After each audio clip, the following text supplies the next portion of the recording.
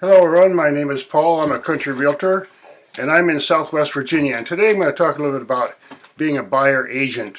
A lot of people who buy real estate do not know that they can actually get the real estate agent to work on their side. By default, in most states, a realtor is hired by the seller of the property and they have the loyalty to them.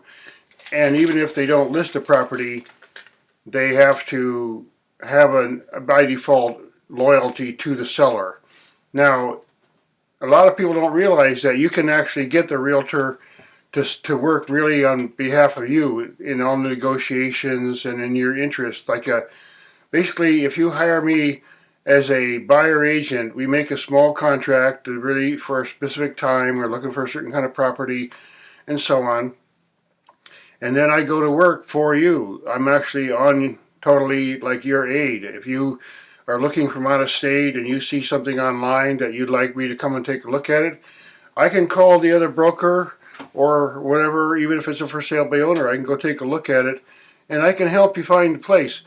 And what we do, that's how we earn a living. Realtors do a lot more stuff than people realize, actually. I've said that in another video, but we do a lot of things, and one of the things that I do is I scout. You can go all day on Zillow or Realtor.com and look and look and look, and you can sort it down. I've done it myself all the time. You find different specific price ranges, types of property, and so on. And when I talk to a buyer, I have a little form like this. It has some information, and one of the things that I ask for is think in your mind, what do you really want? If you know what you want, you're much more likely to find it, and you can narrow it down, okay? So put on a piece of paper in front of you what you must have, things you absolutely must have in the property of your dreams. Then you can put in some things that, okay, I really would like to have it. I mean, for example, a pool. Some people want it, some people don't, but if you do want one and it's not a requirement, but you would like to have one maybe, then put that on there. Same with things like a garden. And then you have the final thing is just things that you absolutely do not want. You don't want a junkyard next to you, or you don't want to live across the school from the fire department, or, so there's things that kind of narrow down the search.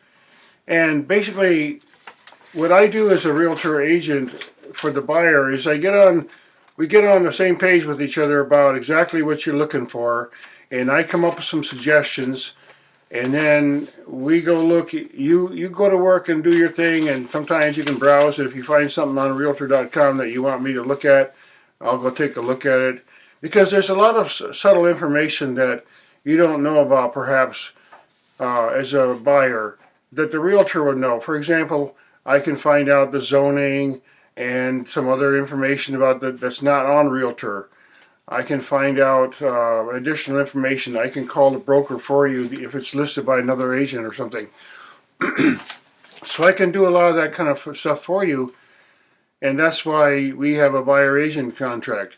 Now, especially from out of town, just so you know, we work from home. I work at my kitchen table here, and because I live in the country, and a lot of times the stuff I go out there and look at property, I sometimes wear rather casual clothes, even though I'm a professional real estate person.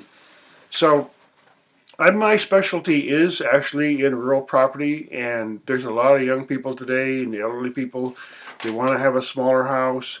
They want to have some ambiance around them. They're tired of living in a suburb with a big, huge traffic right in front of their house or something, or they don't want to live in a cul-de-sac anymore.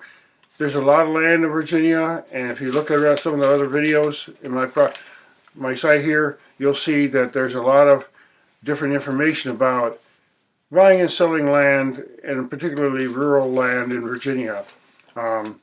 So a few other things I put on my buyer guideline here.